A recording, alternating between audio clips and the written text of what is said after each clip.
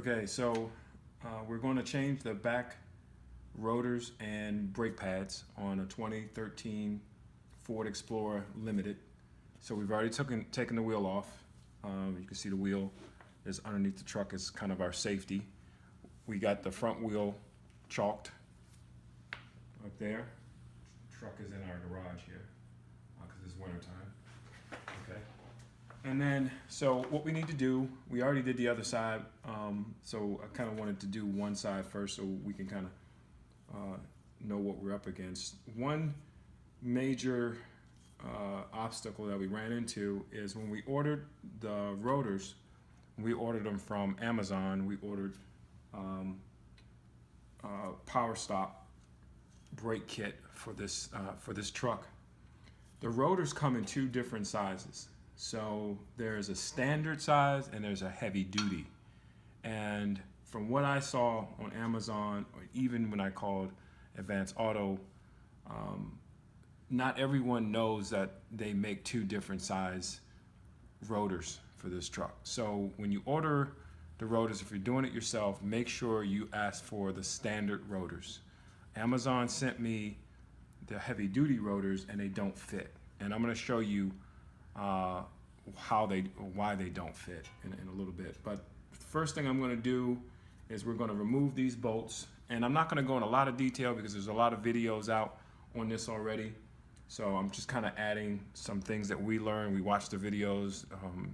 The Ford Escape rear brake pads rotor job is basically the same, except there's no Allen wrench that you need. This is just a 13 millimeter bolt. You unscrew this. And on the Escape, I think it has an Allen wrench that you have to take these bolts out with. We're going to take these two bolts out. Caliper is going to come off, and the main bracket that holds the caliper onto the truck has two large bolts that we're going to take off, and we did that on the other side. And then I'll show you what the problem was that we ran into having the wrong rotors. So for right now, we're going to get started on that, and then we'll come back and show you a little bit more.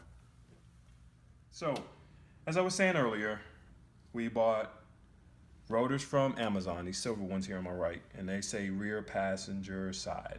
So they're the right rotor, right size for this vehicle. If you punch in all your information, the trim level, this is a limited. So this is a 2013 Ford Explorer Limited, and that's what we put in. And it said that these fit the vehicle, and actually they do fit the vehicle. The problem is, let me find my bracket here. The problem is with the rotor is bigger. It's bigger in diameter and it's thicker. So when you go and put the bracket back on the vehicle, the bracket doesn't fit. No, sorry. Okay, so as you can see, if you try to put this on, and it would go on the truck this way, okay? And I don't want to scratch them up too bad because these have to go back to Amazon.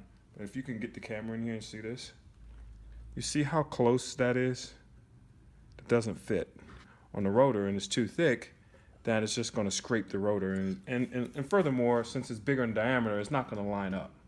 So when you go to line this up after you put the rotor on the truck, then it's not going to line up. So that's not going to work.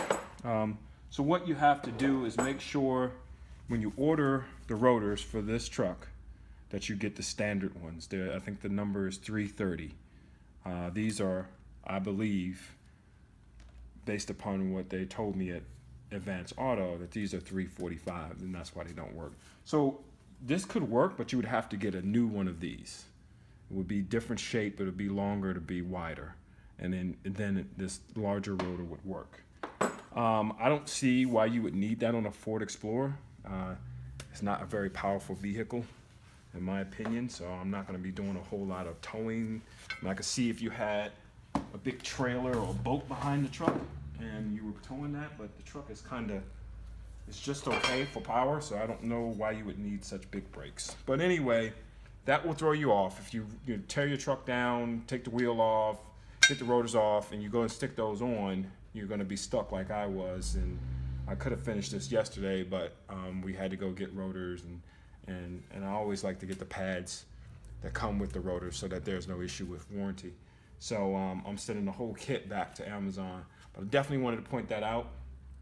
I'm just trying to think of things that wasn't covered. Oh yeah, one more thing that I'm going to cover is this here. This is the piston everybody talks about. You can see it's kind of shaped like a kind of an hourglass kind of a shape here. Most of the videos I've seen online on YouTube talk about using a C-clamp, and then I guess one guy made a revision and said don't use the C-clamp, and you don't.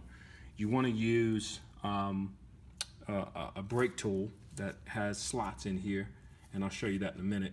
But that's going to slide in here, and you're going to turn it, and it's going to twist. You're going to go counter.